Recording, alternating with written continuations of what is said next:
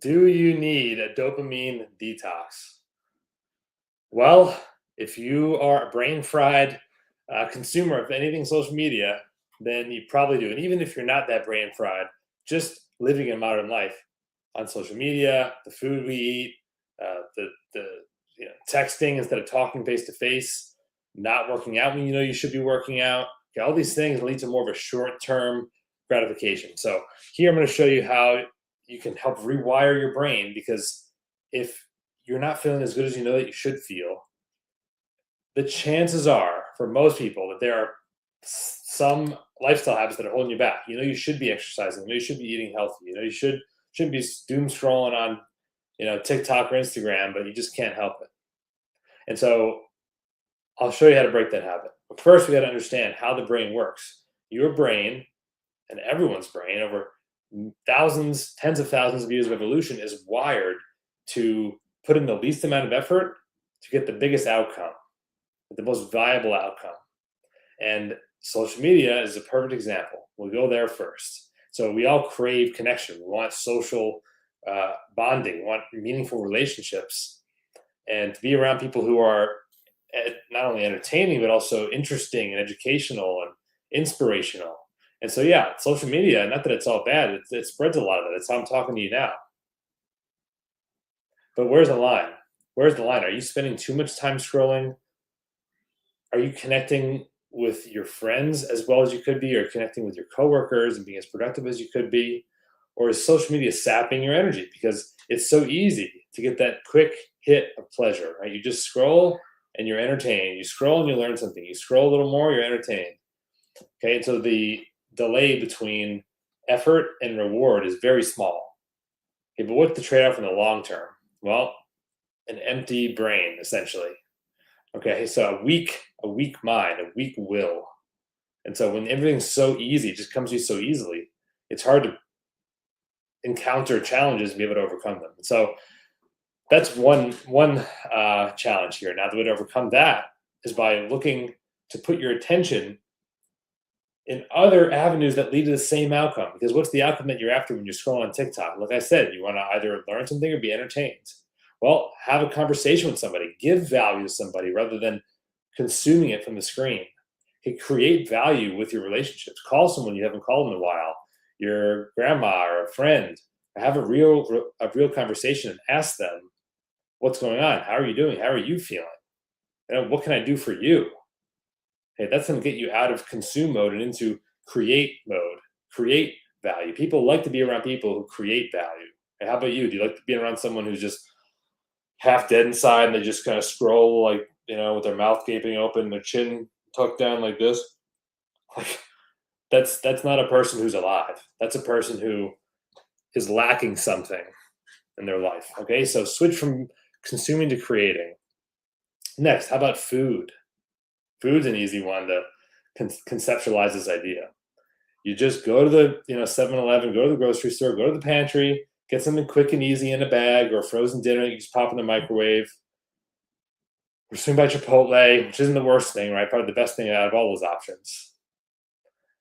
But that's in the same way, it's giving you that quick dopamine spike. And dopamine is not the reward. Actually, most people don't understand or they incorrectly understand that it's not the reward. That's the chemical in your brain that's anticipating the reward. So when you're scrolling, that's when dopamine is spiking. Okay, but and with your food, when you're anticipating and craving junk food or food, probably isn't the healthiest, but that potato chip or that chocolate bar's got your name all over it. At least you think it does late at night. Okay, that's quick access to food, just like quick access to entertainment and educational content. Your food is the same way. Usually food that's packaged and processed, that's engineered to hit the bliss point, meaning that perfect mix of salt, sugar, fat, sour, sweet, that spikes those pleasure centers in your brain. Those types of foods are not supportive for your health in general, right? Am I telling you anything that you don't know? Probably not. So then how do you overcome it? Well, it just takes one meal at a time. Just start with one meal a day. One meal a day. Cook for yourself. Create what we call the power plate method. Have a good serving of protein, a palm-sized serving of protein, 2 or 3 thumbs worth of healthy fat, and 2 colorful vegetables, different colors. Okay, purple and red, or orange and yellow and green, right? Any 2 colors. That's the power plate. That gives you all the nutrients your body needs to extract good, clean energy from and produce energy and clear, sharp focus and feeling light in your feet and lean in your body, not slow and depressed and heavy. Okay, so 1 meal a day. Can you do that? Can you start with that? Good. Last one is, let's go with exercise and movement, because obviously that's one of the most common areas that people struggle with, take the easy way out. And so sedentary lifestyle is killing us. I mean, every body system struggles. Every aspect of your health struggles when you're not exercising.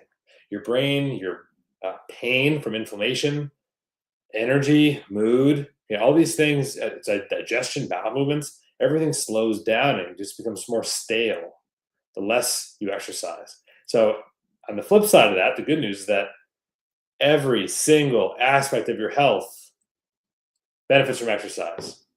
Every single aspect. So your focus will improve, your energy will improve, you'll burn more fat, build more lean muscle, you'll increase your digestive function, or improve it, and have more easy, regular bowel movements. So who doesn't want that? Of course you do. So how do you exercise more then? Well, at least 30 minutes of walking. Can you walk? Okay, maybe not going to the gym, maybe not doing high intensity exercise, which we'll get to that in a second, but are you at least going for a walk? Okay, once a day, 20, 30 minutes, at least 5 times a week, but ideally every day, just for the habit of creating a habit, right? Make habits of creating good habits so that these things will become, that they don't remain to be an effort. It's such a pain in the butt. They just become easy. All right. So start there, and then eventually, rewire your brain to like exercise by doing things that you enjoy, or like Zumba, dancing, or swimming if you're not as much of a running person. Okay, something you enjoy, or do something that you enjoy while you're doing the exercise, like listening to a podcast or good music or talking to a friend.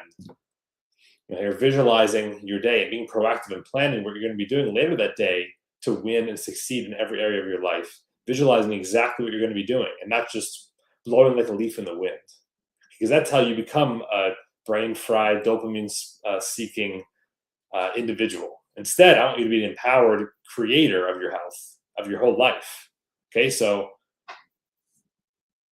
there you go. That's today's lesson here. And hang up the phone, right? Put the phone down now and go make a plan. What are you going to do after having learned this? Okay, how are you going to think differently? Which area? Food, relationships, exercise. Pick one. Which one of those are you going to think differently about? And then go ahead and create a plan to change it.